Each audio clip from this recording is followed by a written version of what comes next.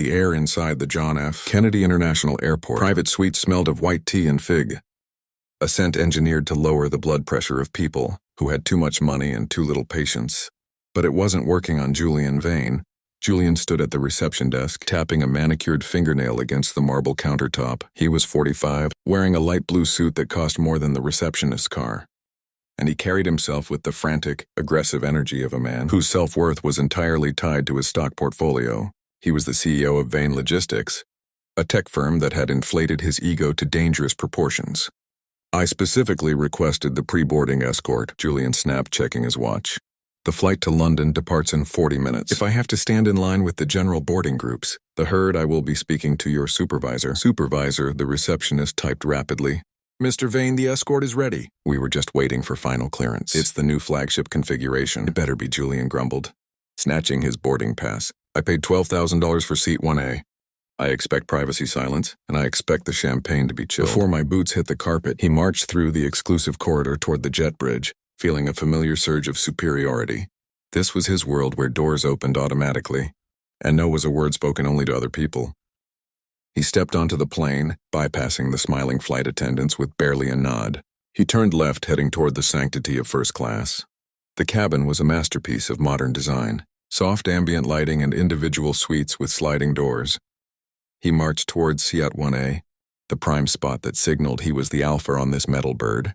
But he stopped dead in the aisle. Seat 1A was occupied. Sitting there, looking completely at ease, was a woman in her early 50s. She wore an orange jacket that looked professional, but in Julian's eyes, lacked the flashy branding he associated with wealth. Her hair was styled in intricate braids, pulled back into an elegant bun. She was reading a thick document on a tablet, a pair of rimless glasses perched on her nose. She didn't look up as he loomed over the suite. Julian blinked. He checked his boarding pass 1A. A hot, ugly flush crept up his neck. In Julian's narrow, prejudiced worldview, first class was the domain of tech titans and old money heirs. It wasn't the place for her. He immediately categorized her an upgrade, a contest winner or an employee using non-revenue space.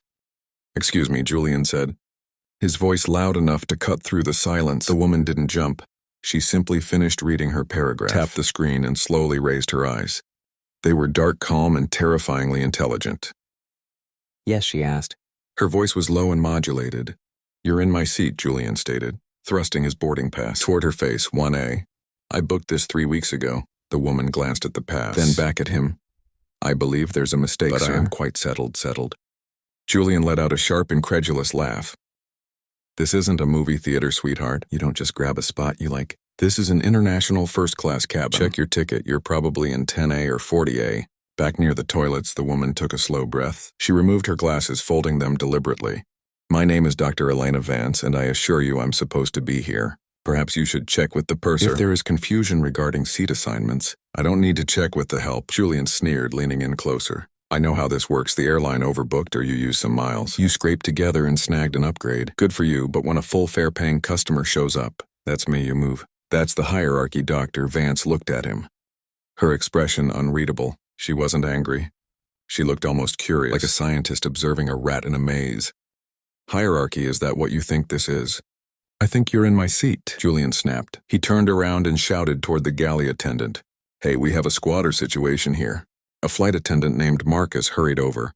Mr. Vane, please lower your voice. What seems to be the problem? The problem, Julian gestured wildly at Dr. Vance, is that this individual is in 1A. I want to move her.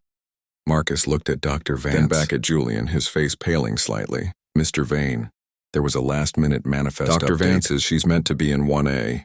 We have moved you to 2A. It is the exact same suite directly behind this one. Julian's face turned a shade of crimson. You bumped me. You bumped Julian Vane for her. He pointed a finger at Dr. Vance, who had gone back to reading her tablet, completely ignoring his tantrum. It is an operational necessity, sir. Marcus said, his voice trembling. Please, if you could just take your seat in 2A. I don't want 2A, Julian hissed. I want the bulkhead. I don't want to stare at the back of someone's head for 7 hours. He leaned down, bringing his face close to Dr. Vance's ear, especially someone who clearly doesn't belong here. Dr. Vance froze. The cabin went deadly silent. She turned her head slowly. Mr. Vane, was it? I suggest you take your seat. You are delaying the flight. Don't tell me what to do, Julian spat. I know your type. You talk loud. You bring smelly food onto the plane and you treat the crew like dirt. You're going to ruin the ambience of this entire flight. Marcus stepped in between them. Mr. Vane, that is enough. Take your seat now, or I will have to call the gate agent to have you removed. Julian straightened his light blue jacket, scoffing. Removed, you wouldn't dare. I'm a Platinum Elite member. I'll sit in 2A, but mark my words. He glared at the top of Dr. Vance's head. I'm going to make sure corporate hears about this, and I'm going to make sure they know exactly the kind of clientele they are prioritizing over business leaders. He slammed his carry-on bag into the overhead bin and threw himself into seat 2A. Dr. Vance didn't turn around. She simply tapped her earpiece. Yes, James, she said quietly.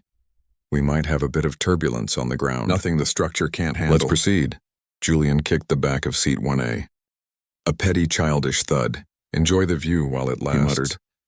He pulled out his phone and began typing a furious email. He had no idea that the email he was threatening to send would eventually land on the desk of the woman sitting 3 feet in front of him, Dr. Elena Vance, an MIT-educated aerospace engineer, and as of 3 days ago, the chairwoman of the board for Apex Global Airways, stared at her screen. She had dealt with men like Julian Vane her entire life. In lecture halls where professors assumed she was the janitor. In boardrooms where CEOs asked her to fetch coffee. Usually she would let it slide, but today she was tired. She was carrying the weight of 50,000 employees on her shoulders, and Julian Vane had just kicked her seat. Elena accessed the passenger manifest on her secure tablet. Julian Vane, CEO. Vane Logistics Loyalty Status Platinum. Notes frequent complaints. High maintenance flagged for verbal abuse of staff in 2024. Warning issued strike 2. Mr. Vane, she whispered to herself. As the plane leveled out over the Atlantic, Julian ordered a double scotch, loudly complaining that the ice wasn't cubed properly. 2 hours into the flight, he sat in 2A staring at the back of Dr. Vance's seat. When Marcus approached with the dinner menu, Julian gestured with his wine glass towards seat 1A. What's she having? Dr. Vance has a special meal, sir. A roasted beet salad with walnut oil. Julian rolled his eyes. Figures the entitlement is off the charts. Just bring me the steak rare. And if it's overcooked, I'm sending it back. As Marcus hurried away, Julian leaned forward. He tapped hard on the shell of Dr. Vance's suite. Hey, 1A. He called out. Dr. Vance lowered her headphones. I hope you're enjoying the free ride. Julian sneered. What do you do anyway? You look like a school teacher or a government bureaucrat. Waste of taxpayer money.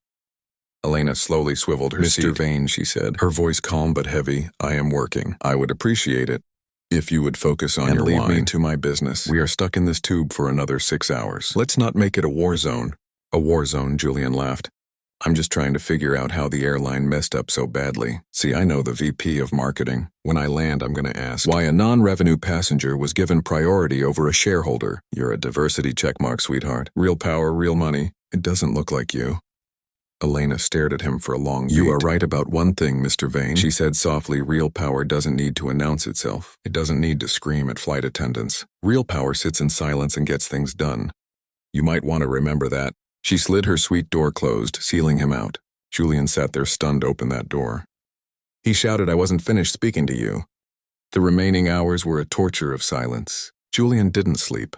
He felt a buzzing energy of rage. He unbuckled his seatbelt and stumbled toward the lavatory. The plane hit turbulence, and he grabbed the top of seat 1A to steady himself. He looked down into the suite. The privacy door was not fully latched. Dr. Vance was asleep, her tablet glowing on her lap. Julian squinted. He saw a confidential PDF project, Apex Q3. Executive restructuring proposal, confidential for board review. His eyes focused on a paragraph. Recommend the immediate termination of the vendor contract with Vane Logistics, due to consistent failure to meet benchmarks and ethical concerns regarding leadership stability. Julian froze, his heart hammered. What the hell, he whispered. The turbulence jolted the plane again. Julian lost his balance and fell sideways, his hand slapping against the suite wall with a loud crack. Dr. Vance woke up instantly. She saw a dark figure looming over her. What are you doing? She demanded. You have my files. Why do you have my files? Julian scrambled upright, his face pale. You're a spy. Arrest her.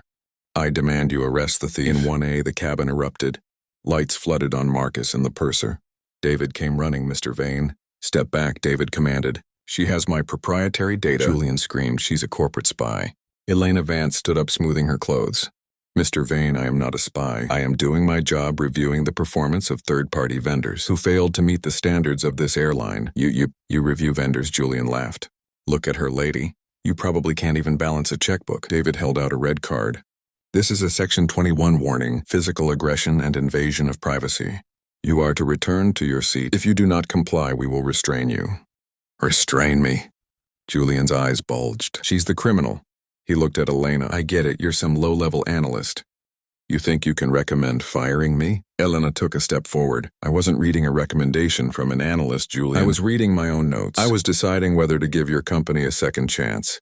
But given your performance tonight, the decision has been made. You're crazy, Julian muttered. As the plane touched down at Heathrow, 2 uniformed officers from the Metropolitan Police boarded. Behind them was a woman holding a clipboard. Over here, Julian waved.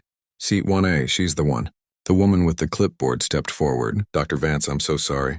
We received the report from the captain. Are you all right? Elena stood up. I'm fine, Elena. Just a long flight. The police didn't move toward Elena. They turned to Julian Vane. We have been asked to escort you off the aircraft. Escort me? You've got the wrong person. He pointed at Elena. Elena. Is the car ready? Dr. Vance asked. The board is assembling at 10 a.m. Julian froze. Chair what? Elena turned to him. My name is Dr. Elena Vance. I am the chairwoman of the board for Apex Global Airways. I own the skies you're flying in. And as for your company, Vane Logistics, I am the one who decides if you survive the quarter. And Julian, you just failed the interview. She walked past him, her heels clicking. Julian was marched through the terminal in handcuffs. By the time he reached the holding room, a video of his meltdown had already gone viral. His board of directors fired him before he could even call a lawyer. His wife filed for divorce. The airline issued a lifetime ban. 6 months later, Julian sat in a coffee shop staring at a laptop. He had been blacklisted. He looked up at the TV. Dr. Elena Vance was being interviewed on Bloomberg. We realize that excellence isn't about exclusivity, she said to the camera. It's about humanity. If you lack basic respect for the human being sitting next to you, you are spiritually bankrupt, and we don't do business with bankrupt entities. Julian closed his laptop, his hands trembling. He stepped out into the rain, a man who had thought he was a god, only to realize he was the only one left on the ground.